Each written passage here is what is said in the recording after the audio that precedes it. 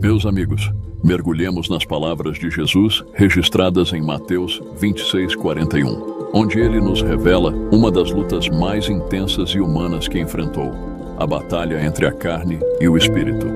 Vamos explorar as lições dessa passagem, o que ela tem a ver com as tentações que nós enfrentamos, sejam elas grandes ou pequenas, aflições, por que nós somos tentados.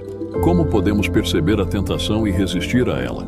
Vigiai e orai, para que não entreis em tentação. Na verdade, o espírito está pronto, mas a carne é fraca. A luta interna de Jesus e a nossa realidade cotidiana. No Getsemane, Jesus, em agonia, orava ao Pai, reconhecendo a fragilidade da carne diante do peso da missão que estava prestes a enfrentar. Jesus indo orar sozinho. Essa cena não é apenas uma narrativa bíblica, é um eco da batalha constante que travamos entre nossos desejos carnais e a vontade do Espírito em nossas vidas. Ao afirmar que o Espírito está pronto, mas a carne é fraca, Jesus revela a dualidade que todos nós enfrentamos. A carne é muitas vezes guiada por desejos momentâneos e passageiros. Como está presa à terra, a carne tem medo de morrer, o que contrasta com a vontade do Espírito, de se alinhar aos planos divinos e viver eternamente à luz do Onipotente. Essa dicotomia é a raiz de nossas batalhas internas. Se refletirmos sobre a angústia de Jesus, quando ele orou pedindo que o cálice passasse, perceberemos a sua fragilidade como ser humano. Ele, o Filho de Deus, experimentou o medo, a dor e a luta como um homem comum, assim como qualquer um de nós. Jesus, mesmo diante de um grande plano de Deus, teve momentos de fraqueza e grande aflição na carne, mas nos deu um exemplo de como podemos buscar força na comunhão com o Pai, para que a vontade da sua carne não fosse feita, mas sim a vontade do Pai. A história de Jesus no Getsemane nos leva a pensar sobre a dificuldade que nós temos para suprimir nossas vontades e desejos e seguir os planos de Deus, assim como as promessas de fim de ano. Quantas vezes cedemos às tentações e nos afastamos dos bons planos que fizemos para nós mesmos? Muitas vezes erramos e sentimos o peso das promessas não cumpridas. Então é muito mais difícil seguir o caminho que Deus traçou para nós. Se você não costuma cumprir com a sua palavra, dificilmente conseguirá cumprir as tarefas que Deus lhe der, ainda mais por não saber qual será o resultado final do caminho que Ele te mostrar. Mas a graça de Deus nos concede a oportunidade de recomeçar a cada novo dia. Reconhecer nossas fraquezas não é sinal de derrota, mas o primeiro passo para a transformação. Deus está sempre disposto a nos ajudar a levantar e seguir em frente, nos dando novas oportunidades de mostrarmos a nossa fé, através das provações diárias que passamos, pois como um pai zeloso, ele somente repreende e castiga aqueles que ama. A necessidade de resistir ao pecado. Todos nós enfrentamos nossos pecados de estimação, aqueles erros e fraquezas persistentes que sabemos que são errados de se fazer, mas fazemos mesmo assim e acabamos nos envergonhando e desagradando a Deus.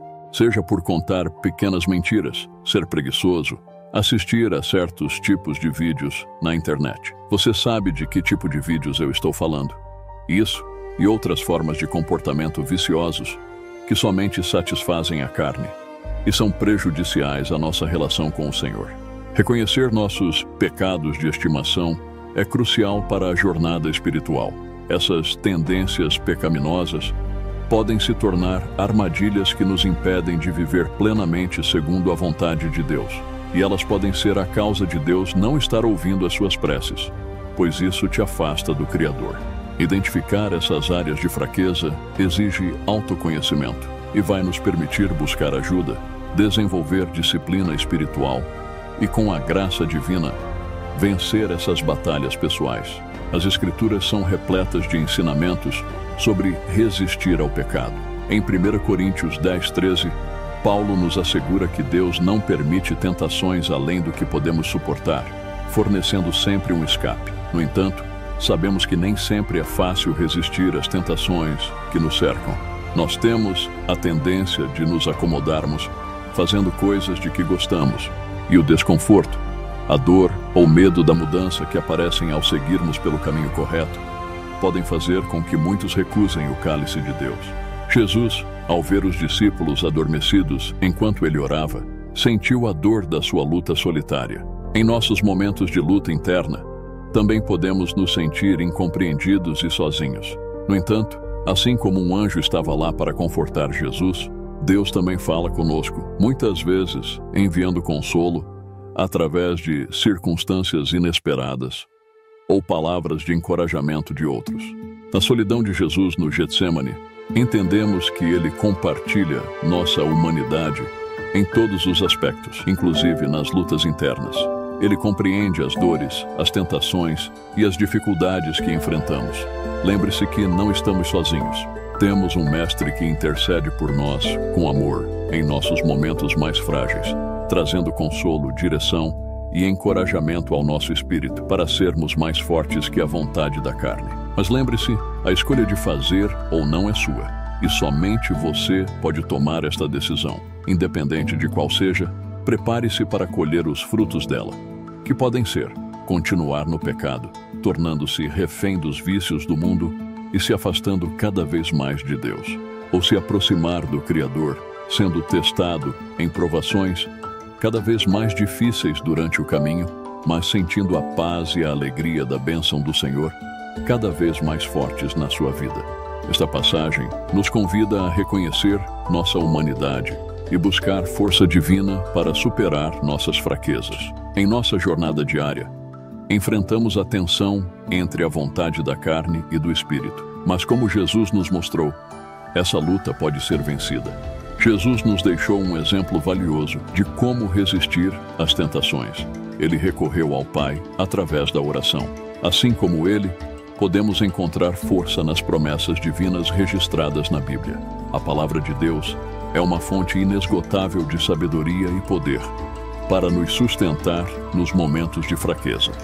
Ao nos dedicarmos à leitura e meditação nas Escrituras, fortalecemos nossa resistência espiritual, que possamos aprender com a lição do Mestre, buscando a comunhão constante com Deus, resistindo às tentações cotidianas e encontrando força mesmo nos momentos de maior fraqueza, que ao enfrentarmos nossas batalhas internas, possamos afirmar com confiança: o Espírito está pronto. Resistir às tentações exige esforço constante, mas a promessa de Deus é que quando somos fracos, então somos fortes nele.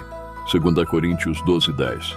Pois a força de Cristo é mais forte quando nossa carne está fraca. Que possamos encarar nossas batalhas internas com a ajuda divina e ao alimentarmos as vontades espirituais e não as carnais, podemos superar qualquer adversidade, pois estaremos lutando com a força de Cristo, aquele que venceu o mundo e fez a vontade de Deus.